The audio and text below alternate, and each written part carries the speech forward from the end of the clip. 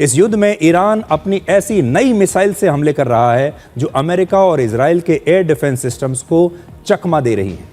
Iran की नई missile जो है उसमें एक खास टेक्नोलॉजी का इस्तेमाल होता है और इस टेक्नोलॉजी का नाम है मार्व, यानी मनूवरेबल री एंट्री व्हीकल।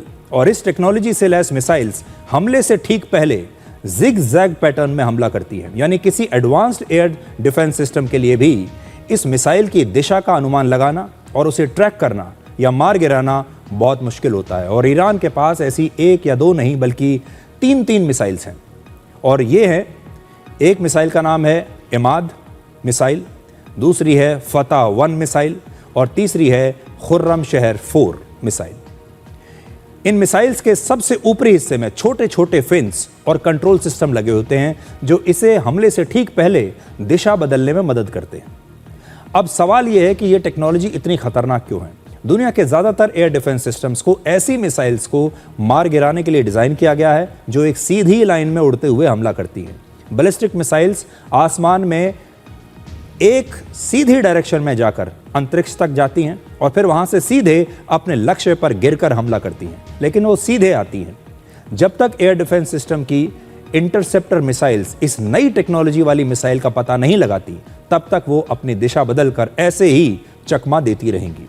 सबसे बड़ी बात यह है कि ऐसी मिसाइल्स सटीक हमला कर सकती हैं और लगभग 1700 किलोमीटर दूर से लॉन्च किए जाने के बाद भी ये लक्ष्य के बिल्कुल पास जाकर हमला करती है।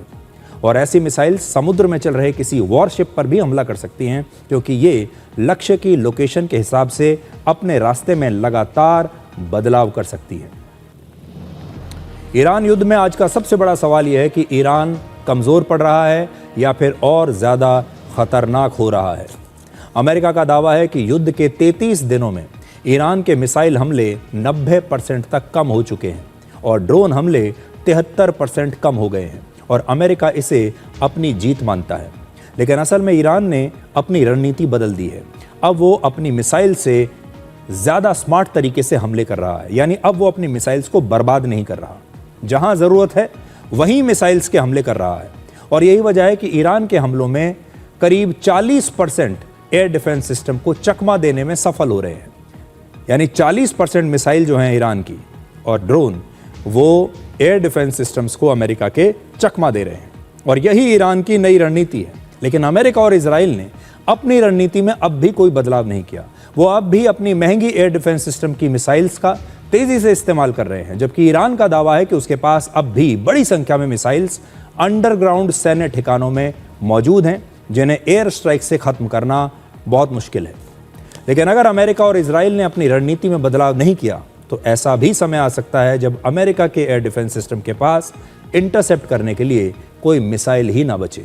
तो सवाल वही है कि क्या कम हमले हार की निशानी है या फिर ये एक नई और ज़्यादा खतरनाक और स्मार्ट रणनीति है? क्योंकि युद्ध में जीत सिर्फ संख्या से नहीं, रणनीति से तय होती है और इस वक्त ईरान शायद यही खेल अमेरिका के साथ खेल रहा है कि कम हमले करो लेकिन सटीक हमले करो।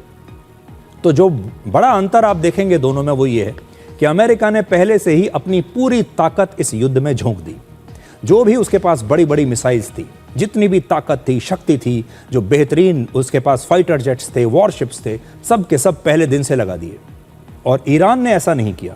ईरान लगातार अपनी शक्ति को बचा कर रखता रहा और ईरान, दोनों के जो उद्देश्य थे बिल्कुल अलग थे। अमेरिका चाहता था कि इस युद्ध को जल्द से जल्द 1, 2, 3 दिन में या मुश्किल से 1 हफ्ते में ख़त्म कर दें, इसलिए उसने पूरी ताकत लगाई। ईरान चाहता था कि यह युद्ध देर तक चलता रहे। वो चाहता था इस युद्ध को जितना हो सके उतना लंबा खींचा जाए ताकि सारी दुनिया परेशान हो जाए, हॉर्मुज़ बंद हो जाए, पूरी दुनिया में तेल की कमी हो जाए, पूरी दुनिया में महंगाई आ जाए, पूरी दुनिया के देश त्राही त्राही करने लगे। और ये उसकी कोशिश थी क्योंकि वो अमेरिका को थकाना चाहता था, इजराइल को थकाना चाहता था और यही ईरान अभी कर रहा है। और अमेरिका जैसे जो देश हैं वो ईरान की इस रणनीति में, इस जाल में फंस कर रह गए।